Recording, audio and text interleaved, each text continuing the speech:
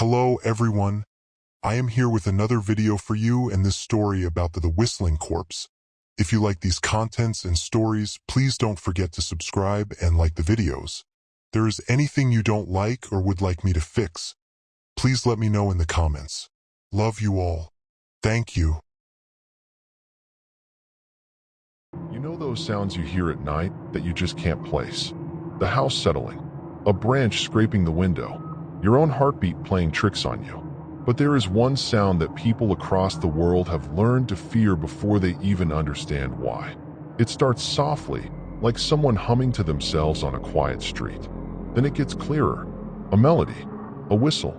And by the time you realize the sound is coming from something that has been dead for weeks, it is already too late to do anything about it. Let me tell you about the first time this thing showed up in modern records. Back in 1998, there was a farmer in rural Japan named Hiroki Tanaka. He worked a small rice paddy that had been in his family for 4 generations. One morning, he found a body lying face down in the mud. The man was dressed in a dark coat. No shoes, no ID. The police came, took photos, and carried the body away. Case closed. But then the local kids started talking. They said they heard whistling near the field every night around 3 in the morning. A cheerful little tune, like something your grandfather might whistle while fixing a fence. The police said it was just the wind. They told the parents to keep the children inside. But Hiroki was not convinced. He had worked that land for 40 years. He knew every sound the wind could make, and the wind never whistled in perfect rhythm. So he set up a tape recorder near the spot where the body had been found. The next morning, he played it back. For 6 hours, there was nothing but crickets and distant traffic. Then, at 3:02 a.m., the tape recorded a clear, unmistakable whistle. 7 notes. A pause. Then 7 notes again. The same melody, repeated until the tape ran out. Hiroki took the tape to the police. They listened to it in silence. Then they told him they would look into it. But here is the part that never made the news. 2 weeks later, the police went back to the rice paddy for a final sweep. The body had been removed, so they were just checking for any remaining evidence. That is when they noticed something strange. The spot where the corpse had been lying was now 6 feet closer to the village. There were no drag marks, no tire tracks, no footprints except the ones the officers had left themselves. The body had moved, not by animals, not by weather, by something that wanted to get closer to the sound of human breath. Now, you might be wondering what kind of corpse can whistle in the first place. Dead bodies do not make music. That is basic biology. The lungs stop working. The diaphragm goes slack. The vocal cords dry out and stiffen. But the whistling corpse does not follow biology. Forensic experts who have examined these bodies report something deeply wrong. The jaw muscles remain flexible. Not slightly flexible, fully flexible, like the person died 10 minutes ago instead of 10 days. The throat retains moisture. The lips can purse. And when researchers tried to move the jaw themselves, they found that it opened and closed with almost no resistance. A pathologist in Brazil studied one of these corpses in 2004. He wrote a paper that was never published because his colleagues thought he had lost his mind. In that paper, he described cutting into the throat of a whistling corpse and finding that the vocal cords were covered in a thin, black film. He said it looked like soot, but when he touched it, the film flaked away like dead skin. Underneath, the tissue was perfectly preserved, pink, moist, alive-looking. He took samples and sent them to a lab. The lab reported that the cells showed no signs of decay, but they also showed no signs of life. They were stuck somewhere in between. Not dead, not alive, just frozen in a moment that should have passed weeks ago. The real nightmare begins when you hear the whistle yourself. Survivors describe it the same way every time. First, there is a feeling of pressure in the air, like before a thunderstorm. Then the temperature drops. Not dramatically, but enough to raise the hairs on your arms. Then comes the sound. It never starts loud. It starts at the edge of hearing, barely there, so soft that you convince yourself you imagined it. But then it repeats. And each time it repeats, It sounds a little closer, a little clearer, until you realize the whistle is not coming from outside your window. It is coming from inside your room. Take the case of a paramedic in Louisiana named Ray Dufresne. In 2005, he responded to a call about an intruder. The homeowner was a woman in her 60s, alone in a farmhouse about 15 miles outside Baton Rouge. She told Ray that someone had been whistling outside her bedroom window for 3 hours. She had called the police twice, but they found nothing. So she called an ambulance because she thought she was having a stroke. Ray checked her vitals. Her blood pressure was high, but she was fine. Then he heard it, a soft, two-toned whistle from the backyard. Ray told the woman to lock the door and wait. He grabbed a flashlight and walked outside. The yard was empty. An old oak tree, some overgrown bushes, a tool shed with a rusted roof. He walked toward the shed because that was where the sound seemed to come from. The whistle stopped. He opened the shed door. Inside, propped against the far wall, was a man. He was wearing jeans and a flannel shirt. His skin was gray and pulled tight over his cheekbones. His eyes were gone, just 2 dark sockets, and his mouth was open in a wide, frozen smile. Ray later said the smile was the worst part. It was not a grimace. It was not a death rattle. It looked like the man had died happy, like he had heard something wonderful and wanted to hear it again.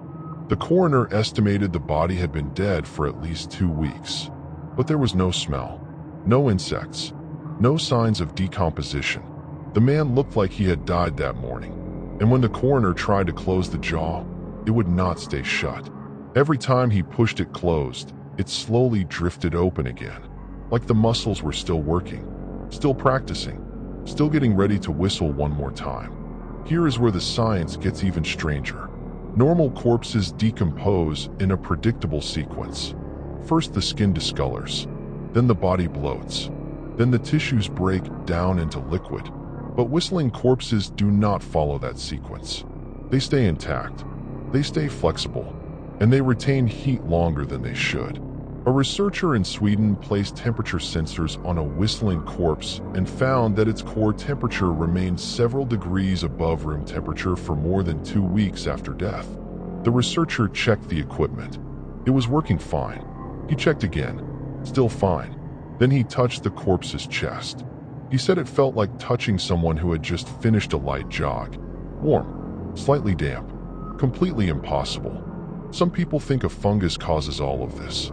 There is a real condition called fungal laryngitis where certain molds can grow on the vocal cords and produce sound when air passes over them. That is a fact. But here is the problem. Fungal laryngitis requires airflow. It requires the lungs to push air across the cords. And dead lungs do not push air, unless something else is doing the pushing. Something inside the chest that should not be there. Something that expands and contracts long after the heart has stopped. A team of parasitologists from the University of Tokyo investigated this possibility in 2012. They examined tissue samples from a whistling corpse found in an abandoned apartment in Osaka. Under the microscope, they found something none of them had ever seen before. Thin, thread-like filaments growing through the muscle tissue of the throat and chest. The filaments were not fungal. They were not bacterial. They did not match any known organism in any database. The filaments moved. Very slowly, but they moved. Contracting and relaxing like tiny muscles made of string. When the researchers applied heat, the filaments contracted faster. When they applied cold, the filaments went still.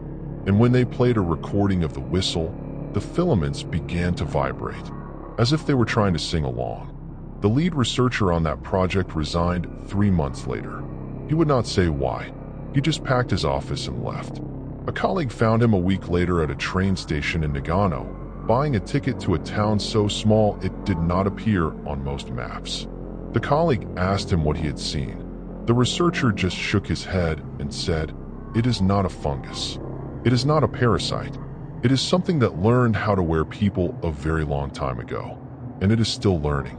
Now let me tell you about the most famous whistling corpse ever documented. It happened in Pripyat, the abandoned city near the Chernobyl nuclear plant. In 2010, a group of urban explorers calling themselves the Stalkers entered the exclusion zone. They spent 3 days moving through empty apartment blocks, rusted amusement parks, and hospitals stripped of everything except the silence. On the second night, they entered a building that had been used as an emergency care center during the disaster. The third floor had an operating room, and in that operating room, sitting upright on a metal table, was a body in a surgical gown. The body had no eyes. The sockets were just dark hollows. The skin was leathery and brown, like a mummy. But it was not a mummy. Mummies do not sit upright. They do not hold their heads at a natural angle. And they definitely do not whistle. The stalkers stood in the doorway for a long time, just staring. Nothing happened, so they moved on. But one of them, a young man named Dmitri, decided to go back. He wanted proof. He left a small digital voice recorder on the windowsill of the operating room, pointed at the body. Then he rejoined his friends, and they left the building. The next day, Dmitri retrieved the recorder. He played the file on his laptop while the group ate lunch in an abandoned cafeteria. For the first 90 minutes, there was nothing, just the sound of wind through broken windows and dust settling on old bandages. Then, at exactly 2:47 a.m., the recorder picked up a sound. A single breath, long, slow, deep, like someone taking a deep breath before speaking. Then the whistle began. It was soft, almost gentle, a lullaby that none of the stalkers recognized, but that all of them found deeply unsettling. The whistle continued for about 30 seconds. Then it stopped. There was a pause. Then the recorder picked up footsteps. Slow, heavy, deliberate. Then the sound of something wet dragging across tile. The body had gotten off the table. Dmitri stopped the recording. He looked at the group. No one spoke. Then he played the rest. The footsteps continued for about 20 seconds. Then they stopped. Then there was a new sound. Breathing. Not the slow breath from before. This breathing was fast, excited, and it was coming from directly in front of the recorder. The thing on the table had walked across the room. It had stopped inches from the windowsill, and it had been breathing onto the device for the rest of the night. The recording ended at 5:58 a.m., 7 minutes before the stalkers returned to retrieve it. They had walked into that operating room while the corpse was still standing next to the window. Now, you are probably wondering how to survive if you ever hear the whistle yourself. There are rules. Survivors have shared them across forums and support groups and late-night conversations that none of them want to repeat. The first rule is simple. If you hear the whistle from a distance, do not react. Do not turn your head. Do not change your pace. Do not even change your breathing. The corpse tracks attention. It notices when you notice it. And if you show that you have heard the whistle will start moving toward you. But if you ignore it completely, if you act like you heard nothing at all, the whistle will fade. It will move away. It will find someone else who listens. The second rule is harder. If you hear the whistle from inside your own room, you have already lost. At that point, the corpse is not whistling to get your attention. It is whistling because it is comfortable, because it has already decided to stay.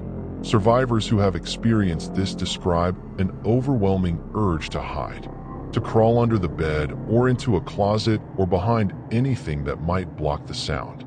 But hiding does not work. The whistle penetrates walls. It penetrates closets. It penetrates the blankets you pull over your head. The only thing that works, according to the survivors, is to whistle back. Not the same melody. A different one. Any different one. The corpse does not like competition. It does not like sharing its song. And if you whistle back loud enough and confident enough, the other whistle will stop. At least for that night. A survival instructor in Montana named Carl Jensen tested this rule in 2018. He spent 3 nights in a known whistling zone with nothing but a tent, a thermal camera, and a harmonica. On the first night, he heard the whistle from about 200 meters away. He stayed perfectly still. The whistle moved closer in a straight line, stopped at 50 meters, then retreated back into the woods. On the second night, he deliberately coughed when the whistle started. Within 10 seconds, The thermal camera showed a human-shaped heat signature just 15 meters from his tent. The chest had no heat. The head had no heat. But the throat glowed bright red, like a coal in a dead fire. Carl grabbed his harmonica and played the first notes of a folk song he remembered from his childhood. The whistle stopped. The heat signature vanished. And Carl did not sleep for the rest of the night. The third night, Carl tried something different. He did not wait for the whistle. He started playing his harmonica at sunset and did not stop until dawn. The whistle never came. Carl later wrote in his journal that he thought the corpse had moved on. But he also wrote that he felt watched the entire night. Not from the woods, from directly behind him, from inside the tent. He said the air behind his back was always warmer than the air in front of his face. And when he finally stopped playing at sunrise, he heard something take a single breath. Then nothing. He packed his tent and left. He has never returned. There are patterns in all of these stories. Details that line up across continents and decades. Survivors all report that the whistle sounds human, but not quite. Like someone is trying to imitate a whistle without fully understanding how mouths work. The melody varies from region to region, but it is always simple, always repetitive, always something you could imagine hearing in a dream. And every survivor reports the same final detail. When the whistle stops, the corpse's mouth is always closed. Not slightly open, not frozen mid-note. Completely closed, lips sealed, sometimes sewn shut with coarse black thread. Witnesses have seen this with their own eyes. A dead body with a stitched mouth, and the whistle still coming from somewhere inside. That is the detail that breaks most investigators. How can a whistle come from a closed mouth? How can sound come from a throat that has been sewn shut? The answer might be that the whistle does not come from the corpse at all. It might come from somewhere else. Something else. Something that uses the corpse as a speaker, as a resonator, as a way to push sound into the world without ever being seen. Folklorists have pointed to a medieval German story called Der Pfiffen Tod, or the Whistling Dead. In that story, a murderer was buried alive in the center of a village square. For 7 nights, the villagers heard whistling coming from under the ground. On the 8th night, the whistling stopped. The next morning, the grave was empty. A trail of muddy footprints led to the home of the judge who had sentenced the man. The judge was found sitting upright in his bed. His jaw was broken open. His throat was swollen, and from his mouth came a single whistling note. The judge was still alive, but he was not the one doing the whistling. That story is over 500 years old. It matches modern accounts almost perfectly. The same melody, the same timing, the same pattern of approach and retreat.